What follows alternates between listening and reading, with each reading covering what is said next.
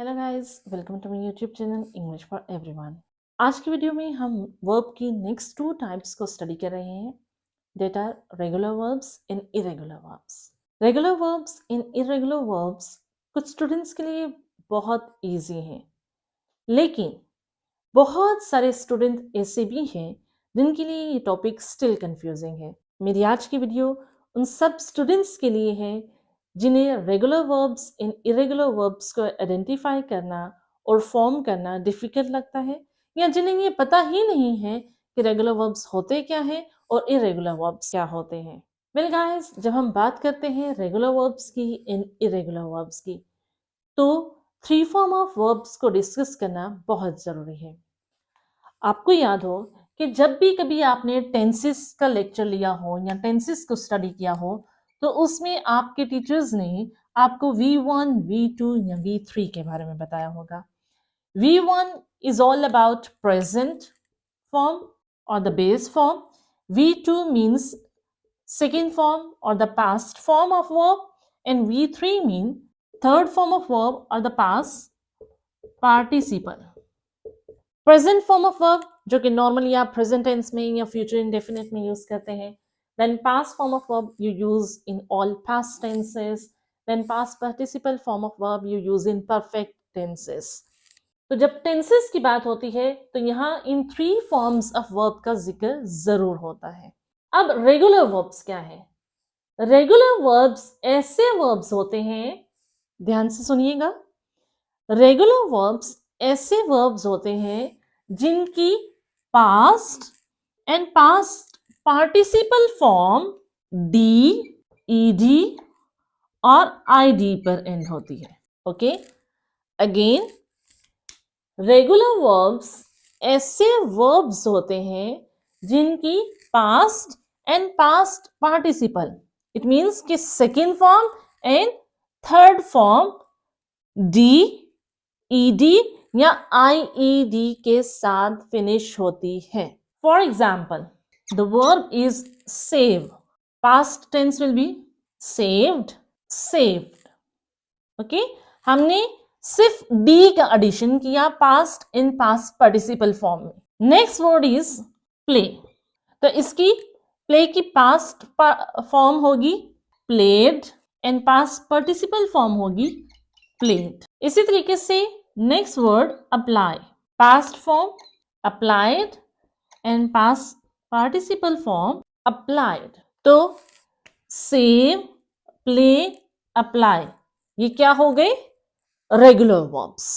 ऐसे सारे वर्ब्स जिनकी past in past participle form D, ED या आईईडी पर फिनिश हो, मींस दोनों फॉर्म सेम हो। ऐसे नहीं कि एक फॉर्म ईडी पे फिनिश हो रही हो, नो, दोनों फॉर्म्स सेम हो और डी, ईडी या आईईडी के साथ past and past participle forms बना रही हो, तो उसको हम कहेंगे रेगुलर वर्ब। अब इंग्लिश में ऑलमोस्ट 90 और 95% वर्ब्स जो हैं वो रेगुलर वर्ब है, इसलिए आपको इन्हें याद करना मुश्किल नहीं है। आप इन्हें इजीली डी, ईडी या आईईडी के साथ लगाकर फॉर्म्स बना लेते हैं। और वैसे भी जब आप three form of verb start करते हैं तो उसमें टीचर्स आपको यही ज्यादा सिखाती हैं कि हर वर्ड के एंड पे आपने ईडी लगा देना है, तो वो आपकी second form and third form बन जाएगी।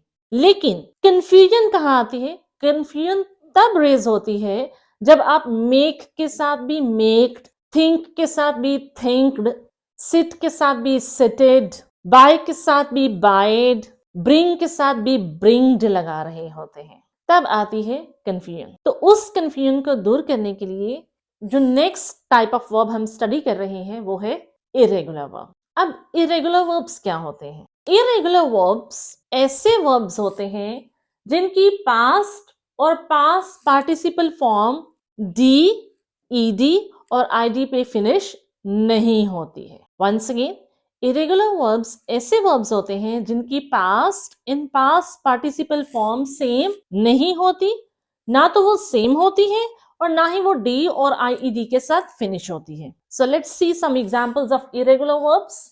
इरेगुलर वर्ब्स में कुछ वर्ब्स ऐसे होते हैं जिनकी थ्री फॉर्म्स सेम होती हैं। For example, put, put and put. आपने देखा इसमें कि पास्ट और पास्ट पार्टिसिपल फॉर्म बिल्कुल प्रेजेंट फॉर्म की तरह है। इट मीन्स कि इसमें तीनों फॉर्म्स जो हैं वो सेम है। वर्ब की फर्स्ट फॉर्म, सेकेंड फॉर्म और थर्ड फॉर्म सेम। उसके अलावा कुछ इरेगुलर वर्ब्स ऐसे होते हैं जिनकी पास्ट पार्टिसिपल फॉर्म और प्रेजेंट पार्टिसिपल फॉर्म सेम होती है, जैसे कि कम, केम, कम।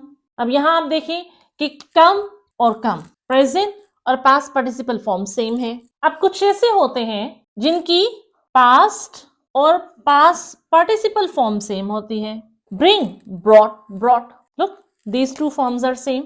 और इरेगुलर वर्ब्स में कुछ ऐसे वर्ब्स भी होते हैं जो कि सबसे ज्यादा कंफ्यूजिंग होते हैं, जो टोटली डिफरेंट होते हैं, जिनकी थ्री फॉर्म्स टोटली डिफरेंट होती हैं, जैसे कि go, went, gone, do, did, done. आपने देखा कि पास्ट फॉर्म भी different and past participle form भी different. Well guys, irregular verbs बनाने का कोई तरीका नहीं है, कोई ट्रिक नहीं है, कोई टिप नहीं है। इसका एक ही सोल्यूशन है कि आपके पास जितने भी आपके इंग्लिश में इरेगुलर वर्ब्स हैं, आप उन्हें याद कर लें। एक दफा उन्हें याद कर लेंगे तो आपके लिए इजी हो जाएगा, एज कंपेयर कि आप दूसरों के सामने एम्बैरेस्ड फील करें, आप थिंक को थिंक्ड और मेक को मेक्ड कहते रहे। Make, made, made, think, thought, thought. So let's see some examples of regular verbs and irregular verbs in sentences. The first sentence is I sing a song. The second sentence, I sang a song yesterday. And the third one is I have already sung this song many times. अब आपने first three sentences में verb पे concentrate करना है, main verb पे, okay, जिसकी हमने form of verbs बनाई हैं। अब देखिए, जब हमने सिंग को प्रेजेंट टेंस में यूज किया तो ये सिंग बन गया। जब इसी सिंग को हमने पास्ट टेंस में यूज किया तो इट हैज बिकम sang। और जब यही sang पास्ट पार्टिसिपल में आया, थर्ड फॉर्म में आया, तो it has become sung। Three different forms हमारे सामने आ गई, सिंग, sang, sung। अब इसमें कोई सिमिलैरिटी नहीं है इन थ्री फॉर्म्स में। ये three form of verbs D पे फिनिश नहीं हो रही, ये three form of verb ED पे फिनिश नहीं हो रही, ये three form of verb IED पे फिनिश नहीं हो रही। तो ये थ्री फॉर्म ऑफ वर्ब्स क्या होंगी? ये होंगी irregular verbs. Let's see the next example.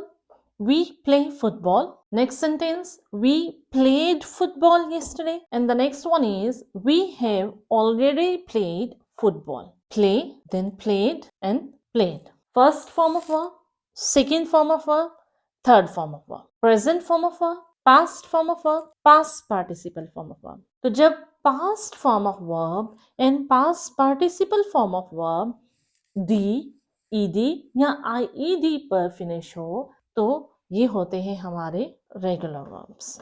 Well guys, this was all about today. If you're new on this channel, don't forget to subscribe my channel. If you like my video, share my video with the rest of your contacts so that they can learn something as well. We'll meet you in the next video. Till then, take care. Goodbye.